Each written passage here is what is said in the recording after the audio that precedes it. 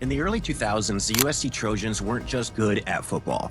They were the closest thing we had to a college football rock band. Sold out stadiums, national championships, celebrities on the sidelines, and at the center of it all, a human cheat code named Reggie Bush. But somehow, in the time it takes to forget your Netflix password, USC went from college football royalty to whatever it is now. So how did it all fall apart? How did the Trojans go from Reggie Bush to irrelevant? Well, we're about to have some fun, because this story has it all. Heisman trophies, NCAA scandals, coaching whiplash, and more rebuilds than a Marvel franchise. Let's rewind to 2003. USC has just hired Pete Carroll, a guy most of the college football world didn't take seriously.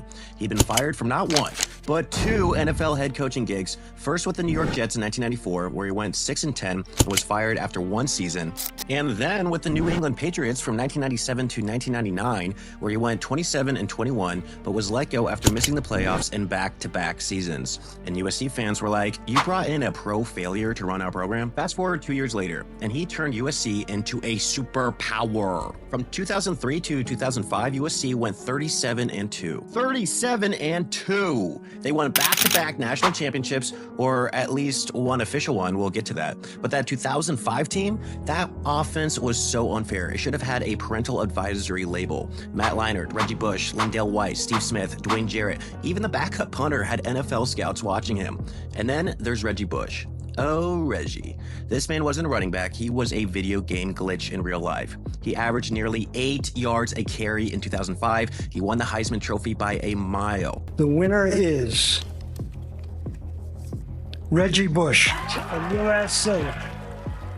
1 second, he's on the left sideline. You take a blink, now he's scoring on the right side of the field. He made defenders question their life choices. Reggie Bush was the face of college football, and USC was the new IT team, LA's hottest ticket. They were celebrities. Literally, Will Ferrell was on the sidelines. Snoop Dogg was wearing Trojan gear. I stole the shot when I used to play quarterback years ago. I used to throw TD passes. I burned up that. The energy, immaculate. Then came the 2006 Rose Bowl. In one of the greatest games ever played, USC and Texas battled for the national title. Reggie Bush did Reggie Bush things, but Vince Young said, hold my Lone Star. USC lost 41-38. Their 34-game win streak snapped. Their title dreams vaporized. But hey, they were still a dynasty, right?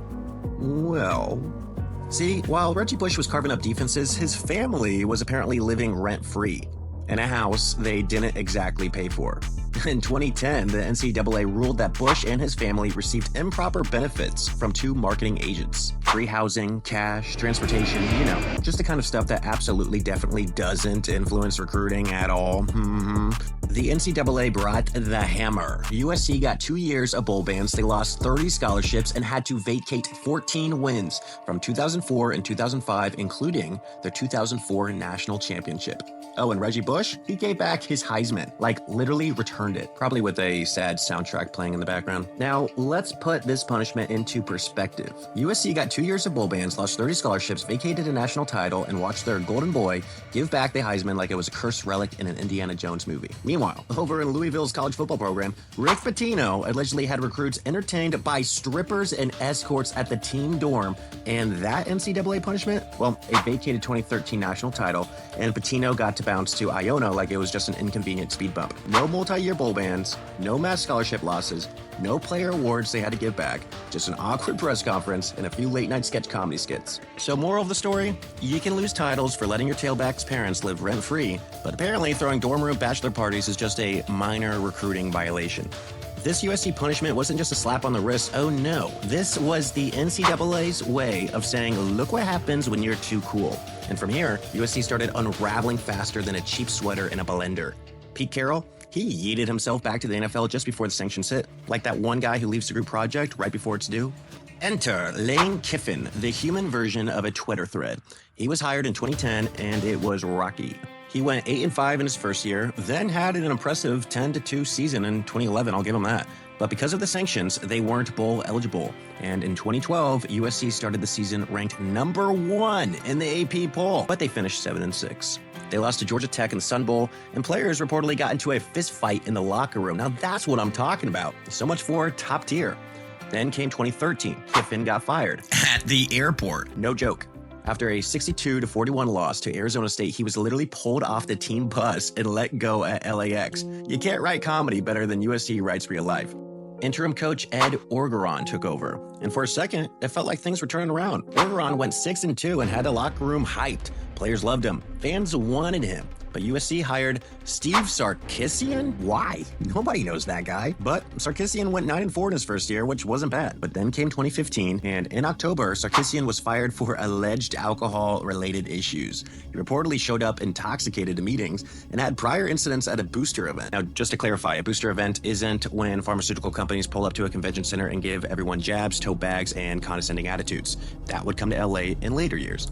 In this case, a booster event is when schools schmooze their wealthiest donors, usually with fancy dinners, open bars, and awkward small talk about the, quote, good old days, all in hopes of shaking loose a few $1,000,000 for a new weight room. Anyway, like mentioned, Sarkisian was fired for being hammered at the shindig, and Clay Helton took over as the interim head coach, then permanent, then somehow kept the job for 6 more years. Meanwhile, the Trojans were putting up the most frustrating kind of mediocrity. Not bad enough to fire everyone, not good enough to matter. Sure, there were flashes. In 2016, Sam Darnold led a thrilling comeback in the Rose Bowl against Penn State. In 2017, they won the Pac-12, but they still got blown out by Ohio State in that Cotton Bowl. And by 2018, they finished 5-7. USC missing a bowl game is like the Pope missing Easter. The fan base, furious. The media, ruthless. And Clay Helton, still employed. At this point, USC football was less a football program and more a cautionary tale. Then came 2021. After years of letting the program sleepwalk through mediocrity, USC finally said, screw it. Let's throw some money at the problem. They hired Lincoln Riley from Oklahoma. And this just wasn't a coaching hire. It was a power move. Riley brought instant credibility. He also brought Heisman winner Caleb Williams. Still not sure which apartment building USC put his parents in, but anyway, USC finished 11-3 in 2022, just missing the college football playoffs.